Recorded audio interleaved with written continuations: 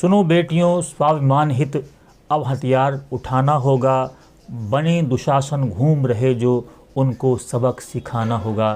ऐसी जन चेतना की जन जागरण की रचनाएं लिखने वाले कवि भाई रमाकांत चौधरी जी आज हमारे बीच में हैं। कविता के क्षेत्र में आप करीब 20 वर्षों से लिख रहे हैं, 20 वर्षों से कार्य कर रहे हैं।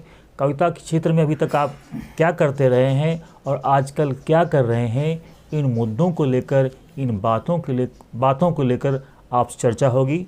रमाकांत जी, आपका बहुत बहुत अभिनंदन और स्वागत है। कविता के क्षेत्र में आपको कितने साल हो गए हैं और कविता में आपके मुख्य विषय क्या होते हैं? बहुत बहुत धन्यवाद सुरेश सौरभ जी। कविता के क्षेत्र में अगर यूँ कहा जाए तो मैं लगभग 20 वर्ष से अधिक समय हो गया मुझको कविता का लेखन कार्य करते हुए जी।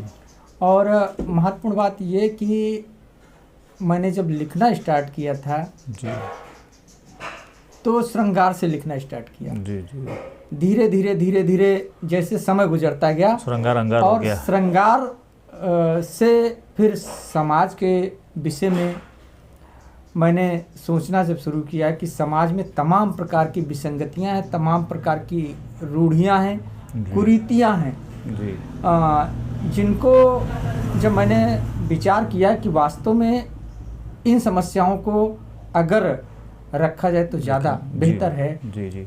तो मैंने कविता के माध्यम से तमाम सामाजिक समस्याओं को उजागर करने का प्रयास किया है जी। कविता के क्षेत्र में आपको बहुत लोगों ने प्रेरणा दी होगी जी। उन लोगों के नाम बताइए जिन लोगों को पढ़ के, जिन लोगों की रचनाओं को आपको सुन के काव्य लेखन की प्रेरणा मिली जी।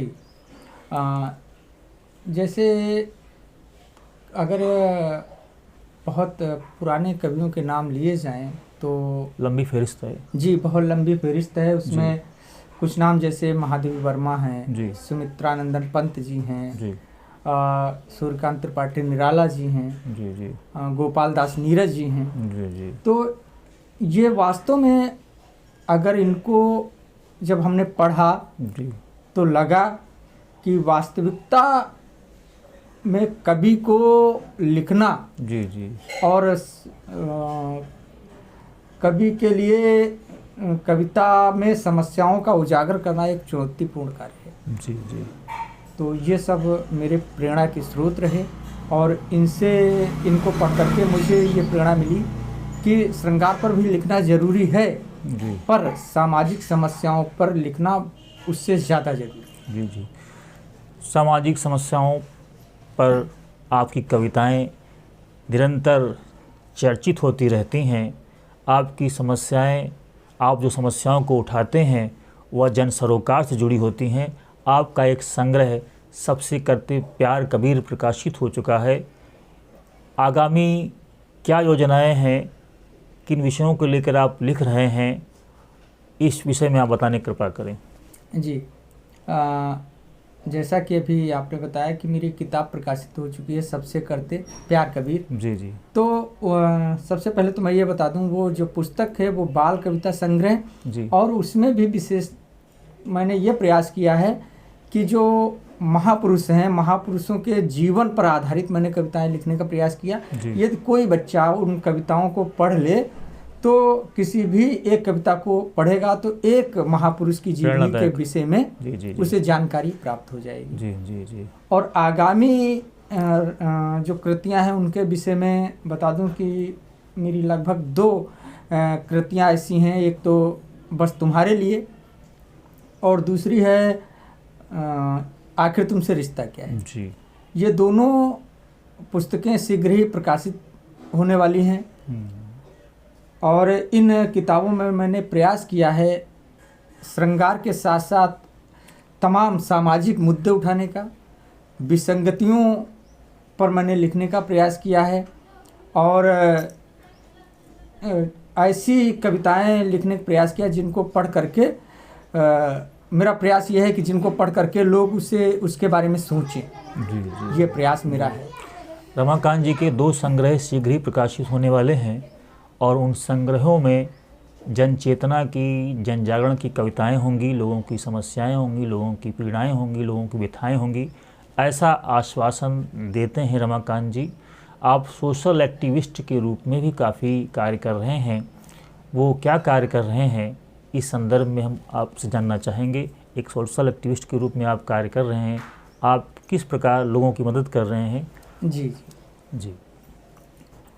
वैसे मेरा जो कार्य है वकालत का पेशा है मेरा जी। और मैं समाज के तमाम उस दबे कुचले शोषित पीड़ित वर्ग से रोज रूबरू होता हूँ जी। जिनकी समस्याएं सुनने वाले लोग नहीं हैं। जी। शासन प्रशासन तक वो बेचारे पहुंच ही नहीं पाते जो अपनी समस्याएं जी वहाँ तक पहुंचाएं। तो मेरा प्रयास ये रहता है कि समाज की पीड़ा को, समाज की समस्या को शासन प्रशासन तक पहुंचाया जाए। जी। अब इसको मैं उनके यानी कानूनी विधिक रूप से भी मदद करता हूँ जी। और कविता के माध्यम से उनकी समस्याओं को लिखने का प्रयास करता हूँ। ऐसा मेरा प्रयास रहता है कि जो दबा कुचला वर्ग है और तमाम ऐसी देश के अंदर ऐसी कुरीतियाँ हैं जिनकी वजह से वो समाज दबा कुचला है, कुरीतियों की वजह से। यदि वो कुरीतियाँ ख़त्म हो जाएं तो फिर वो खुद ही जागरूक हो जाएंगे लोग। जी जी जी जी। जो कुरीतियाँ हैं, उन कुरीतियों को लेकर आपकी रचनाएं निरंतर प्रकाशित होती रहती हैं। आप लोगों के बीच में भी जाते हैं। दुष्यंत कुमार ने कहा है, मैं जिसे ओढ़ता बिछाता हूँ गज़ल आपको सुनाता हूँ। रमाकांत जी की भावना कुछ ऐसी ही है। वो लोगों के बीच में जाते हैं, उनकी समस्याओं को सुनते हैं, समस्याओं को अपनी रचनाओं के माध्यम से आप तक प्रस्तुत करते हैं। रमाकांत जी की रचनाएं सोशल मीडिया में काफ़ी चर्चित रही हैं और हो रही हैं। भविष्य में आपकी और क्या योजनाएं हैं, बताने कृपा करें।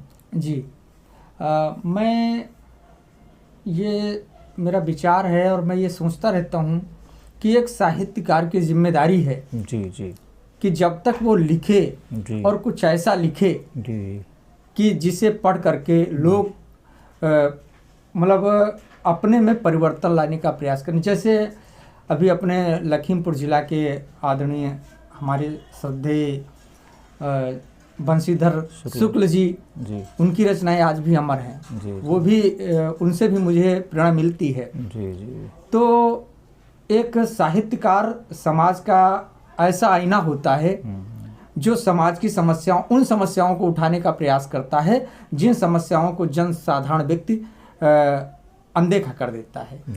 तो मैं ये चाहता हूँ, मेरी ये सोच है कि भविष्य में मैं ऐसी जो समस्याएं हैं इस प्रकार की जिनसे समाज में वैमनस्यता फैलती है, जिनसे समाज में रूढ़वादिता पाखंडवाद फैलता है, अपनी रचनाओं के माध्यम से मैं इनसे समाज में इनकी सच्चाई को और समाज की कुरीतियों को समाप्त करने की ओर कुछ लिख सकूं। जी, ऐसा मेरा विचार है। गोपाल दास नीरज ने कहा है, एक मजहब ऐसा बनाया जाए जहां इंसान को इंसान बनाया जाए। इंसानियत की बात करते हैं, प्रेम सद्भाव की बात करते हैं रमाकांत जी। अपनी रचनाओं के माध्यम से वह चाहते हैं एक स्वस्थ समाज का निर्माण हो और सामाजिक क्षेत्र में उनका कार्य उल्लेखनीय है। उनकी 2 पुस्तकें भी शीघ्र ही प्रकाशित होने वाली हैं और रचना के माध्यम से वह चाहते हैं समाज की कुरीतियाँ, पाखंडवाद और तमाम प्रकार की विद्रूपताएँ, समस्याएं दूर हों। हम तमाम अंधेरों को कोसने से बेहतर है एक दिया जलाएं, ऐसी भावना कवि रमाकांत चौधरी जी की है। गोला गोकर्णनाथ के कवि रमाकांत चौधरी जी को बहुत बहुत धन्यवाद, आभार।